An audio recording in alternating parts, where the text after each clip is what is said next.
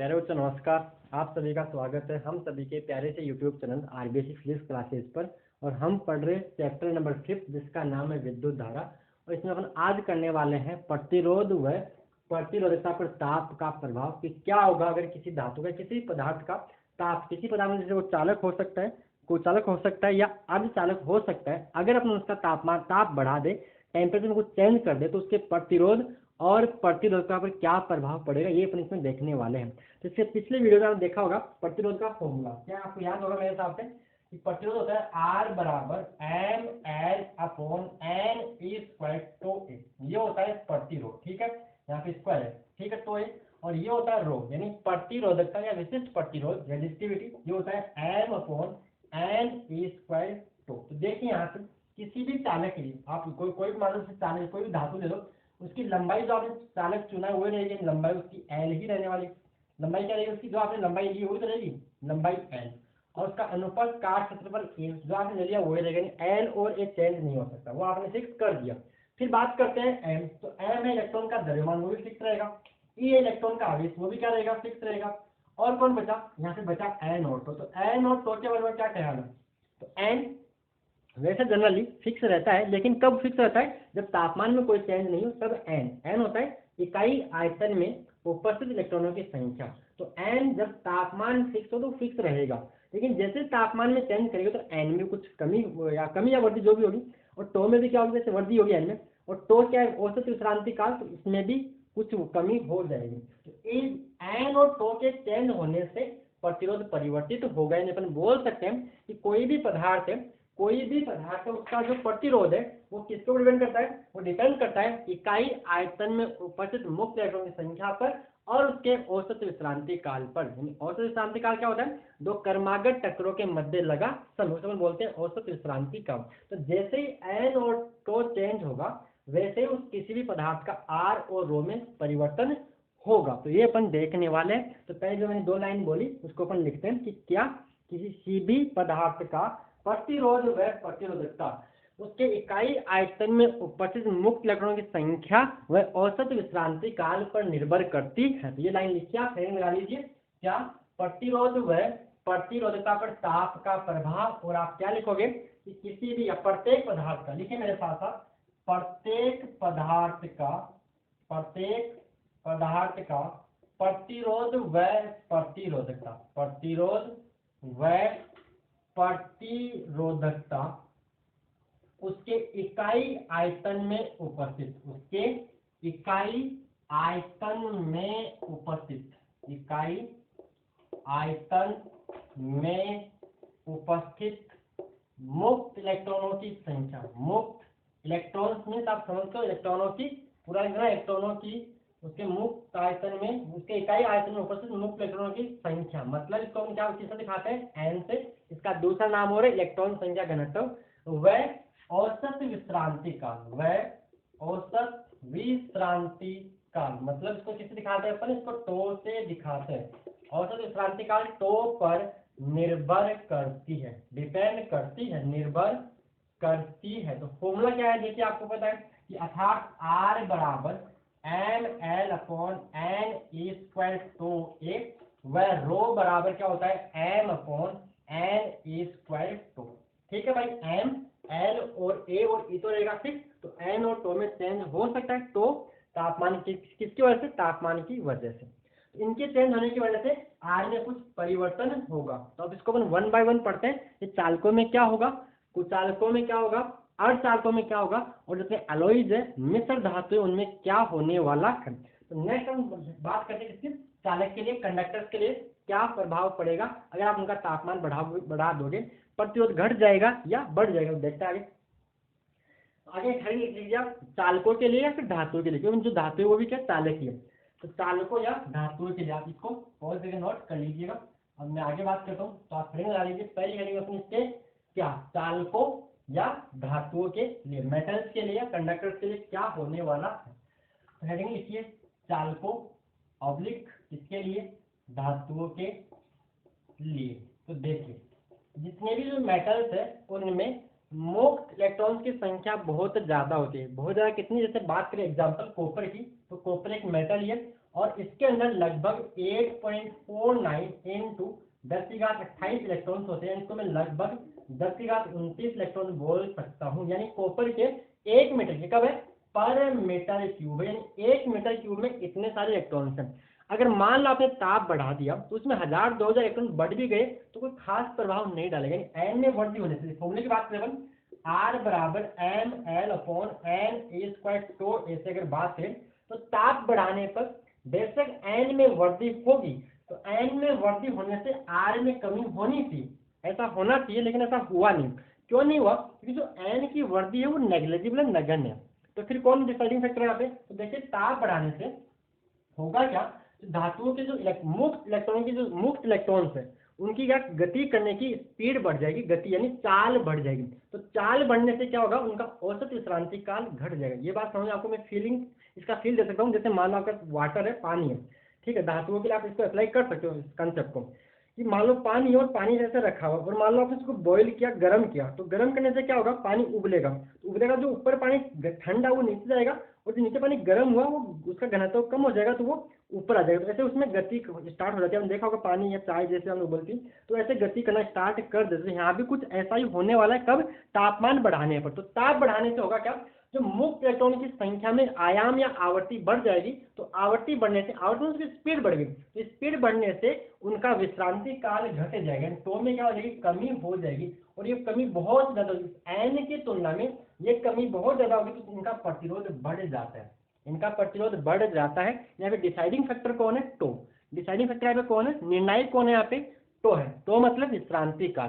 तो एन में वृद्धि होने से अपन इस प्रभाव को नगण्य मान सकते हैं। यानी ये बोल सकते हैं कि किसी भी चालकों का ताप बढ़ाने पर प्रतिरोध व प्रतिरोधकता बढ़ती है। और इनके एक बात और करते हैं, इनका जो अल्फा होता है, अल्फा को बोलते हैं प्रतिरोध ताप गुणांक, ये इनका धनात्मक होता है। ये भी इनका क्या होता है? धनात्मक होता है। प्रतिरोध ताप गुणांक क्या होता है अभी आपको मैं समझा दूंगा थोड़ी देर में। इसलिए यहाँ तक तो आप आगे लिखिए, जो मैंने बोला उसी को अपन थ्योरी में अप्लाई करते हैं कि चालकों के लिए ताप बढ़ाने पर मुक्त चालकों में ताप बढ़ाने पर मुक्त इलेक्ट्रॉन की संख्या में वृद्धि को नगण्य माना जा सकता है। वृद्धि तो होगी लेकिन उसको अपन क्या मानेंगे? नगण्य मानेंगे। लिखिए जो लिखिए कि चालकों में ताप बढ़ाने पर मुक्त इलेक्ट्रॉन्स की संख्या में वृद्धि। मुक्त इलेक्ट्रॉन, आप ई माइनस को पूरा लिखना, इलेक्ट्रॉनों, चालकों में ताप बढ़ाने पर मुक्त इलेक्ट्रॉनों की संख्या में वृद्धि को नगण्य माना जा सकता है। वृद्धि को नगण्य मतलब जो इंक्रीज होता है, वृद्धि को नगण्य मतलब न के बराबर मान सकते, न के बराबर नगण्य मान सकते हैं या माना जाता है। नगण्य मान सकते, क्यों मान सकते हैं?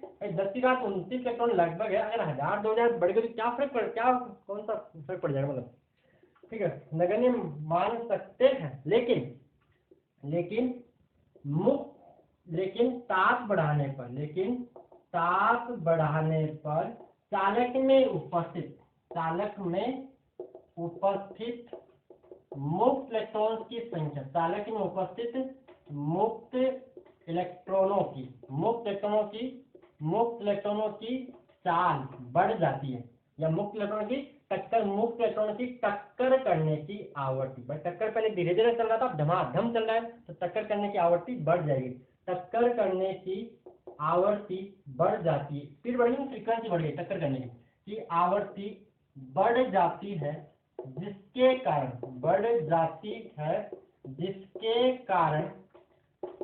जिसके कारण विश्रांति काल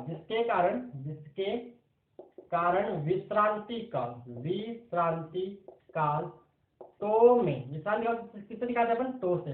तो में कमी हो जाती है, जिसके कारण चालकों का प्रतिरोध व प्रतिरोधकता ताप बढ़ाने पर बढ़ जाती है। प्रतिरोध व प्रतिरोधकता ताप बढ़ाने पर बढ़ जाती है। यानी ताप बढ़ाओगे चालकों का, धातुओं का, तो प्रतिरोध और प्रतिरोधकता दोनों में है क्या होगी? वृद्धि होगी, इंक्रीज। उन दोनों में इंक्रीमेंट होगा, उन दोनों में वृद्धि होगी। क्लियर आते?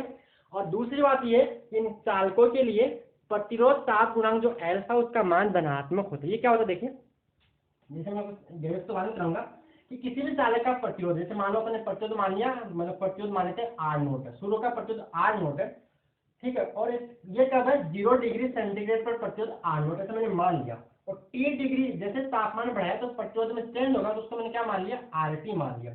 तो प्रतिरोध में परिवर्तन कितना हो गया, R T minus R naught हुआ, R T minus R naught हुआ। तो होगा क्या देखिए, जो प्रतिरोध में परिवर्तन है R T minus R nought, ये प्रारंभिक प्रतिरोध के समानुपाती होगा, और दूसरा ये जो तापमान में जितना चेंज हो रहा है यानी R T minus R note समानुपाती होगा डेल टी। डेल टी यहाँ पे क्या है, टेम्परेचर डिफरेंस तापांतर। तो देखो यहाँ पे दोनों को क्या लिख सकते हैं, R T minus R note समानुपाती R note into del T. मैंने कुछ नहीं किया, दोनों समीकरण को एक साथ लिख दिया है। इसको डिटेल से बाद में करूंगा, अभी टॉपिक के बारे में रिंग फाइट करूंगा अच्छी तरह से।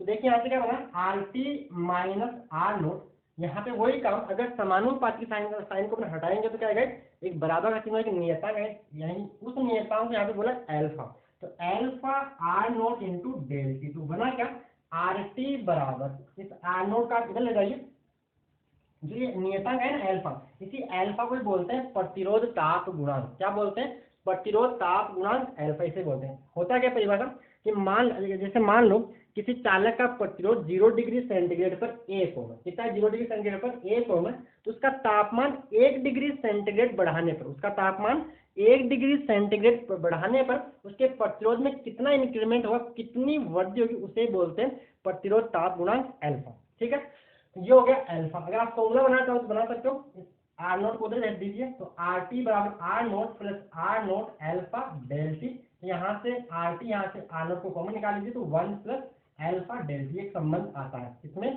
प्रतिरोध के बीच में। रो के लिए भी लिख सकते हो, रो टी बराबर rho naught into 1 plus alpha del T.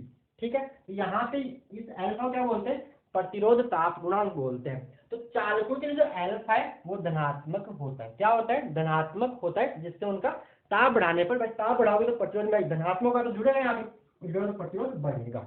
ठीक है, तो चालकों के लिए प्रतिरोध ताप गुणांक अल्फा धनात्मक होगा। आप इसको नोट मत करना, इसको मैं अलग से कराऊंगा, प्रतिरोध ताप गुणांक अल्फा हेडिंग लगवा के इस तरह से। तो देखिए क्या लिखेंगे आगे कि चालकों के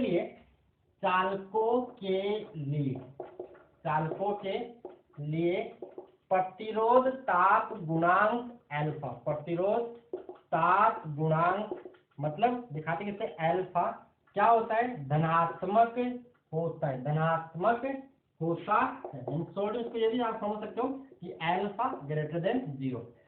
इसका फायदा क्या, इसका मतलब इससे क्या हुआ कि चालकों का ताप बढ़ाने पर प्रतिरोध व प्रतिरोधकता हमेशा हमेशा बढ़ती है। तो लिख लीजिए, अर्थात लास्ट में कंक्लूजन, अर्थात चालकों का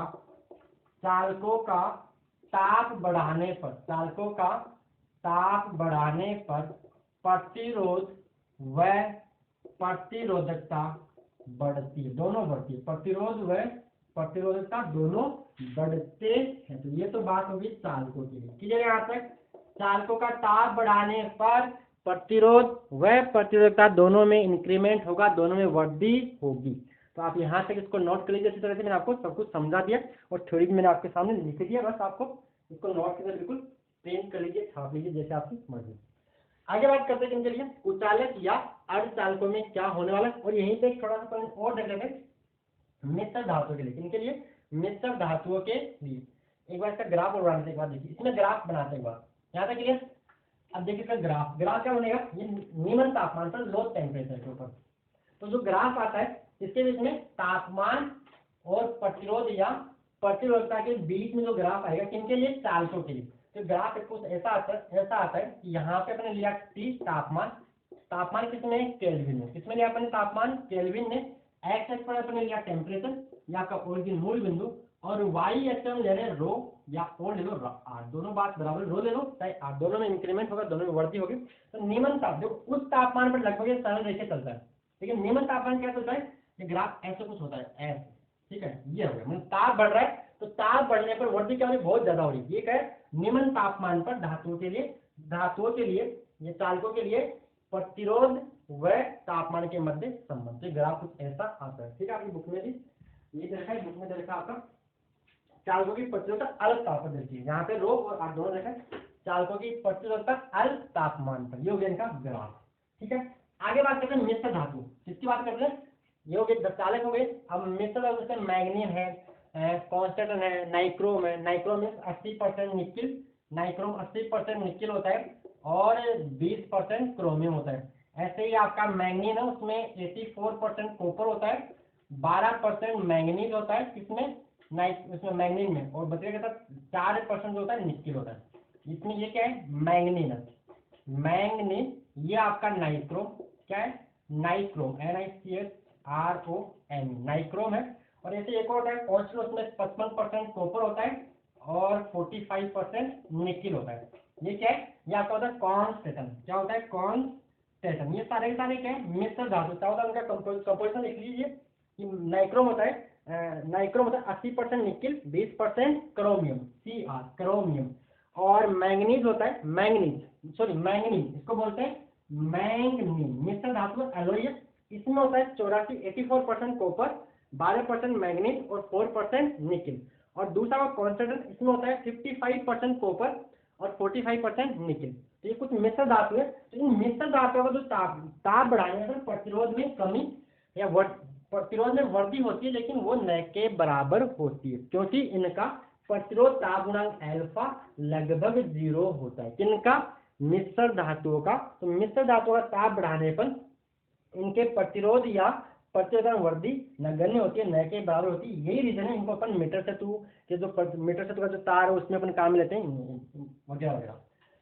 ठीक है, आप देखिए नेक्स्ट टॉपिक मिश्र धातुओं के लिए, किनके लिए, मिश्र धातुओं के लिए। तो मिश्र धातु में आपको एग्जांपल दिया कौन सा, मैग्नीन, कॉन्स्टेंटन या फिर नाइक्रोम के लिए ताप बढ़ाने पर प्रतिरोध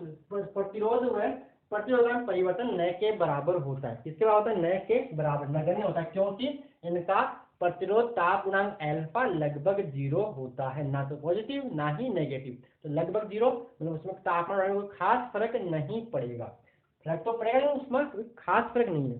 देखिए आगे मिश्र धातु के लिए, किनके लिए, मिश्र धातुओं के लिए, एलॉयज के लिए, मिश्र धातुओं के लिए, इंग्लिश में तो बोलते हैं एलॉयज, मिश्र धातुओं के लिए, मतलब फॉर एलॉयज, फॉर एलॉयज। तो क्या होगा कि मिश्र धातुओं का, लिखिए थोड़ी सा, मिश्र धातुओं का प्रतिरोध ताप गुणांक, मिश्र धातुओं का प्रतिरोध ताप गुणांक किसे दिखाते हैं, अल्फा से।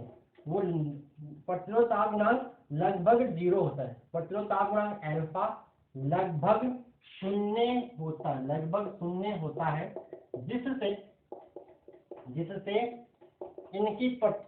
इनका प्रतिरोध व प्रतिरोधकता, जिससे इनका प्रतिरोध व प्रतिरोधकता ताप बढ़ाने पर, प्रतिरोध व प्रतिरोधकता ताप बढ़ाने पर जो ताप बढ़ाने पर परिवर्तन को नगण्य मान सकते हैं, परिवर्तन को नगण्य मान सकते हैं। किसमें, कि ताप बढ़ाने पर इनके प्रतिरोध व जो प्रतिरोध परिवर्तन चेंज उसको नगण्य माना जाता है, तो खास फर्क नहीं पड़ेगा। ग्राफ की बात करें, जैसे यहाँ पे ग्राफ आते हैं, यहाँ पे वो टेम्परेचर किसके अंदर, केल्विन में, टेम्परेचर किसमें है, केल्विन में, और यहाँ पे रो या पोल, आप दोनों ले सकते हो। जो ग्राफ है लगभग एक सरल रेखा ऐसे है, खास फर्क नहीं पड़ेगा, खास फर्क देखो बिल्कुल खास फर्क पड़ा नहीं, हल्का सा थोड़ा सा बढ़ा तो, लेकिन इतना ज्यादा खास भी फर्क, थोड़ा सा बड़ा हल्का फुल्का, कोई खास फर्क यहाँ पे नहीं पड़ेगा। ग्राफ किसके लिए, ये ग्राफ है नाइक्रोम के लिए, नाइक्रोम जो आपका मिश्र धातु, नाइक्रोम मिश्र धातु के लिए ग्राफ है, किसके बीच में, रो और टी के बीच में। नाइक्रोम क्या होता है, मैंने आपको बताया, नाइक्रोम मीन्स 90% तो निकिल और 20% क्रोमियम, जो मिश्र धातु उसको बोलते हैं अपन नाइक्रोम, यानी इसमें 80% तो निकिल है और 20% क्रोमियम। ये हो गया, कोई खास फर्क नहीं पड़ेगा, क्योंकि इनका प्रतिरोध ताप गुणांक अल्फा लगभग 0 होता है, एग्जैक्ट 0 तो नहीं, लगभग 0 होता है। इसलिए आगे बात करते हैं किसके लिए, कुचालक और अर्धचालकों के लिए, for insulators and semi conductor. तो देखिए नेक्स्ट टाइम दोनों को साथ ही करवा रहा हूँ, इनको कुचालक और अर्धचालक दोनों को एक ही सॉल्यूशन में करवा देते हैं। तो आगे आप हैंड डाल लीजिए, लेकिन थोड़ा सा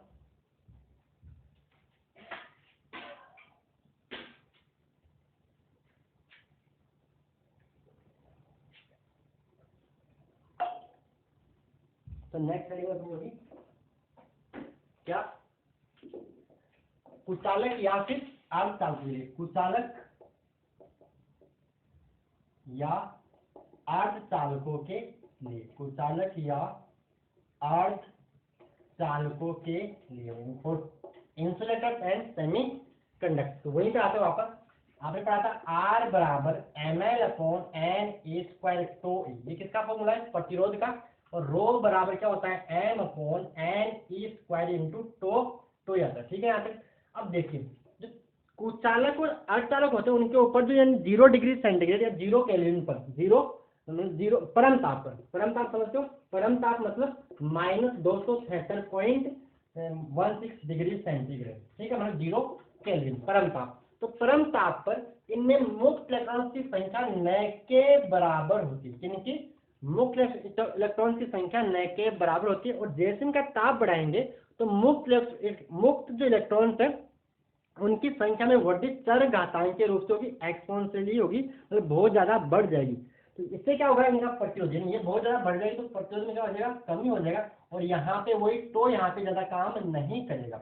यहाँ पे जो टो है उसको अपन नगण्य मानेंगे, यहाँ पे टो को नगण्य मानते, वहां पे टो को मेजर रोल, वहां पे टो मेजर रोल प्ले करा था, कहाँ पे, चालकों के लिए, जबकि यहाँ पे एन मेजर रोल प्ले करेगा। क्योंकि जैसे ही अपन चाल या कुचालक या अर्धचालक का तापमान बढ़ाएंगे, टेम्परेचर बढ़ाएंगे, तो उस इकाई आयतन में उपस्थित मुक्त इलेक्ट्रॉन की संख्या में बहुत ज्यादा वृद्धि हो जाएगी। तो बहुत ज्यादा वृद्धि होगी तो इनका प्रतिरोध घट जाएगा। कैसे, वो भी चरघातांक समझते हो, मतलब बहुत तेजी से बढ़ेगा।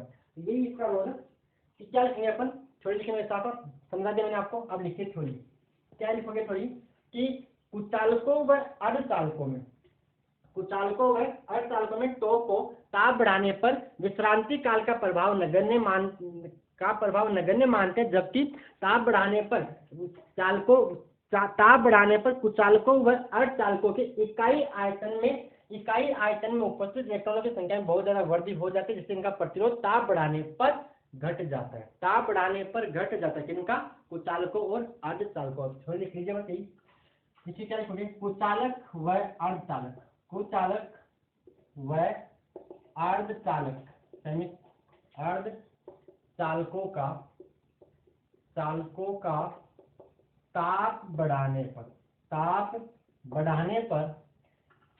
पर विश्रांति काल का प्रभाव, विश्रांति काल मतलब तो, विश्रांति काल तो का प्रभाव नगण्य माना जा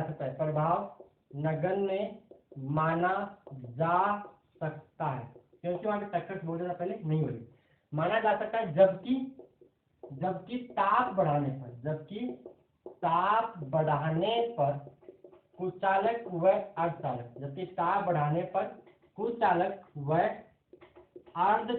कुचालक व अर्धचालकों के इकाई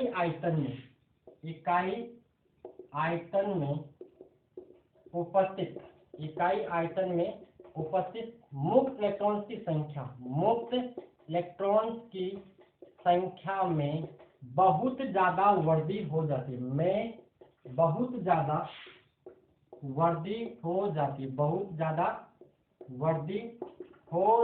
है, जिससे ताप बढ़ाने पर इनका प्रतिरोधता घट जाती है, प्रतिरोधकता घट जाती है। किनके लिए, कुचालक और अर्धचालक, प्रतिरोधकता घट जाती है। और दूसरी बात, इनके लिए जो अल्फा होता है, अल्फा मतलब प्रतिरोध ताप गुणांक, अल्फा भी इनके लिए नेगेटिव होता है, ऋणात्मक होता है। देखिए यहाँ पे फॉर्मूला RT बराबर R0 इंटू 1 माइनस अल्फा डेल्टी। तो जैसे यहाँ पे alpha negative, 1 plus alpha delta, ठीक है, यहाँ पे अल्फा क्या होगा, नेगेटिव होगा, तो नेगेटिव इसमें क्या कर देगा, कमी ला देगा, तो कमी लाने से क्या हो जाएगी, कमी हो जाएगी। ठीक है, यहाँ पे क्या कंक्लूजन क्या है, R बराबर ml/n² टो m। इसमें तो क्या हो रही है, कमी हो रही है, तो इसमें कमी हो रही है, इसमें वृद्धि होनी चाहिए थी, इसमें कमी हो रही थी, इसमें वृद्धि होनी चाहिए थी। और फिर इसने क्या किया कि इसका प्रभाव अपन देखो कमी नहीं, इसको आप नगण्य मानने से कंफ्यूजन नहीं होगा। इसमें जो मेजर रोल प्ले करेगा ना वो एन करेगा, ऐसा याद कर लीजिए तो कंफ्यूजन होगा, कंफ्यूज हो जाओगे क्या कि जो एन है यहाँ पे मेजर रोल प्ले कौन करेगा, यहाँ पे एन मेजर रोल प्ले करेगा किनके लिए, कुचालकों और अर्धचालकों के लिए, जबकि वहां चालक में मेजर रोल प्ले कौन करेगा, टो करेगा, यहाँ पे मेजर कौन करेगा, एन। तो जैसे एन बढ़ेगा तो पहले इलेक्ट्रॉन जो मुक्त इलेक्ट्रॉन थे वो बहुत कम थे, या तो थे ही नहीं और थे भी तो बहुत कम थे। जैसे तापमान बढ़ाया तो मुक्त इलेक्ट्रॉन की संख्या बहुत ज्यादा वृद्धि होगी, तो बहुत ज्यादा इंक्रीमेंट होने से जो आर है रेजिस्टेंस है उसमें बहुत ज्यादा कमी हो जाएगी, और ये कमी होती है चरघातांक के रूप से, ऐसे एक्सपोनेंशियल बहुत तेजी से घट जाता है प्रतिरोध बढ़ाने पर। आगे देखिए कुचालकों व अर्धचालकों के लिए प्रतिरोध ताप गुणांक अल्फा ऋणात्मक होता है। क्या होता है, कुचालकों व अर्धचालकों चालकों के लिए प्रतिरोध ताप गुणांक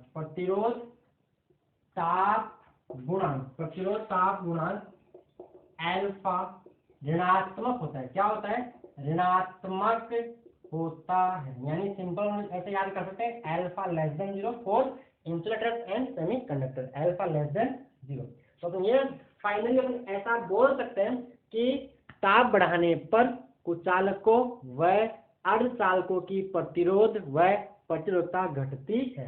लिख लीजिए लास्ट में फाइनल, अर्थात कुचालकों व अर्धचालकों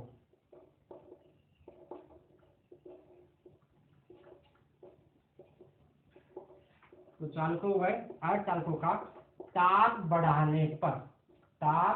बढ़ाने पर प्रतिरोध व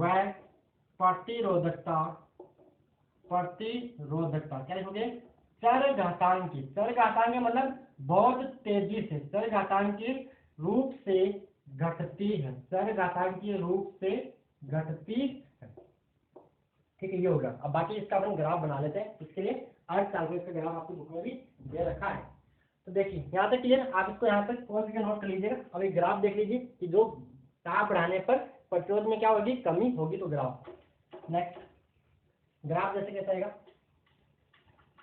ग्राफ आएगा कि मान लो ये आपका वाई एक्स या आपका एक्स एक्स है, यहाँ पे लिया तापमान, किसके अंदर तापमान, केल्विन में, किसमें तापमान, केल्विन में, ये आपका ओरिजिन मूल बिंदु, और यहाँ पे रो या आर दोनों ले सकते हो।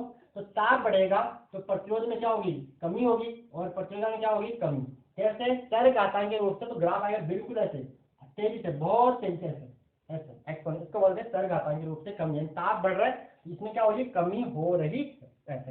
ये किसके लिए, ग्राफ है अर्धचालकों के लिए, सेम कुचालकों में होगा, अर्धचालकों के लिए। तो ये आपका था कंक्लूजन जो मैंने आपको समझा दिया। ताप बढ़ाने पर चालकों का प्रतिरोध बढ़ता है, मिश्र धातुओं का लगभग सेम सा रहता है, जबकि कुचालक और अर्धचालक का प्रतिरोध घटता। यही आज के लेक्चर इसका अभी तक का कंक्लूजन इतना ही है, जो आपने पूरा लिख लिया होगा। आगे बात करते हैं एक टॉपिक है थोड़ा सा, अति चालकता, सुपर कंडक्टिविटी। तो देखते हैं उसको भी क्या होता है, देखिए आगे एक टॉपिक लिखिए, अति चालकता सुपर कंडक्टिविटी। तो समझाते हैं क्या होता है। तो आप लिखिए टॉपिक अति चालकता, इंग्लिश में इसको बोलते हैं super conductivity, CUNDUCTIVITY, CSUP super conductivity, अति चालकता। होता है क्या, देखिए आपने देखा कि चालकों का ताप बढ़ाने पर प्रतिरोध बढ़ता है, तो ताप घटाने पर प्रतिरोध घटेगा। तो क्या करते हैं, जैसे हम चालकों का किसी धातु का ताप बढ़ाते हैं उसका प्रतिरोध घटता जाता है, लेकिन एक निश्चित तापमान पर प्रतिरोध या प्रतिरोधता शून्य हो जाती है, उसे बोलते हैं अति चालकता। और उसे क्या बोलते हैं, उस पदार्थ को तो बोलते हैं अति चालक, और उस गुण को बोलते हैं अति चालकता। क्या बात समझ आई कि चालकों का ताप बढ़ाने पर प्रतिरोध बढ़ता है, ठीक है, सही बात है। तो वो ताप घटाने पर प्रतिरोध घटता है, तो क्या किया अपन, तापमान को घटाते जा रहे हैं, तो किसी ऐसे तापमान, किसी निश्चित तापमान पर प्रतिरोधकता तेजी से घटकर 0 हो जाती है।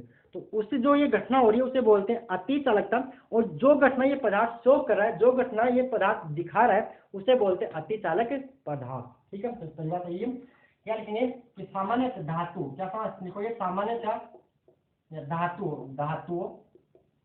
धातुओं का ताप घटाने पर घटाने पर प्रतिरोध व प्रतिरोधकता घटती है। सही बात है, ताप घटाने पर प्रतिरोध व प्रतिरोधकता, भाई बढ़ाने पर बढ़ती तो घटाने पर घटेगी। धातुओं का ताप बढ़ाने पर प्रतिरोध व ताप घटाने पर प्रतिरोधकता व प्रतिरोधकता व प्रतिरोध घटते हैं। ठीक है, एक निश्चित तापमान पर एक निश्चित तापमान पर प्रतिरोधकता शून्य हो जाती है। एक बार निश्चित तापमान पर प्रतिरोधकता शून्य हो जाती है, ठीक है, शून्य हो जाती है। इस घटना को ही क्या बोलते हैं? इस घटना को अति चालकता कहते हैं।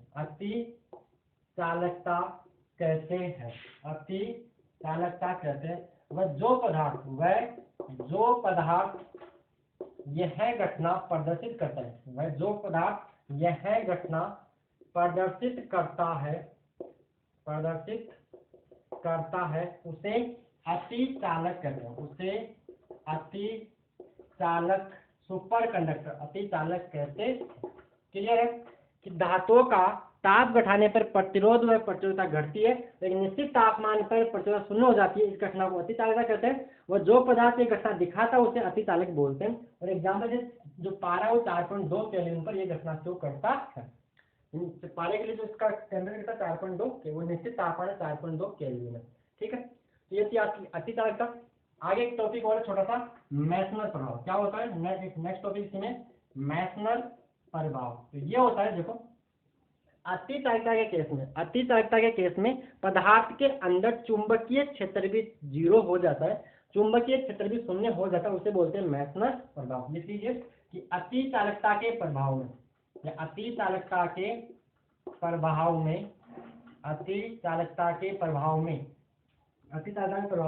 पदार्थ के अंदर चुंबकीय क्षेत्र शून्य हो जाता है, जिसे क्या बोलते हैं? जिसे मैसनर प्रभाव या मैसनर इफेक्ट कहते हैं, ये हो गया आपका मैसनर प्रभाव के बारे में। और जिस दिन बच्चों अति चालक बन जाएगा उस दिन अपनी सारे वर्ल्ड की ऊर्जा की सारी समस्या खत्म हो जाएगी। कैसे? कि मान लो आपने किसी तार में एक बार करंट देके छोड़ दिया तो अनंत काल तक बहता रहेगा। मान लो आपने वहां से बैटरी या कोई जो सोर्स है आपने वो हटा लिया तो भी, क्योंकि वो कोई प्रतिरोध आ ही नहीं रहा। अब जब प्रतिरोध नहीं आ रहा, धारा के प्रवाह को रुकावट ही नहीं आ रही, भाई प्रतिरोध क्या है? भाई करंट को रोके। अब करंट के रास्ते में कोई रुकावट नहीं है तो आपका करंट लगातार बहता रहेगा, अनंत काल तक बहता रहेगा, सब मान सकते हैं। जिस दिन अति चालक पदार्थ बन जाएंगे उस दिन हमें सारे वर्ल्ड की एनर्जी की जो प्रॉब्लम वो सोल्व हो जाएगी। तो ये था आपका पूरा लेक्चर, तो पूरा थ्योरेटिकल था। आगे बढ़ ऐसे जो एग्जाम्पल्स है वो करेंगे, और उसके बाद में करने वाले हैं जो आपका श्रेणी क्रम समांतर क्रम हो और बाकी जो श्रेणी आपका सेलों का संयोजन हो गया सारा हो। तो इस वीडियो में इतना ही। वीडियो अच्छा लगा तो वीडियो को लाइक कीजिए, चैनल को सब्सक्राइब कीजिए, और कोई बात पूछनी है तो कमेंट बॉक्स में डाल देना। ओके बच्चों, धन्यवाद।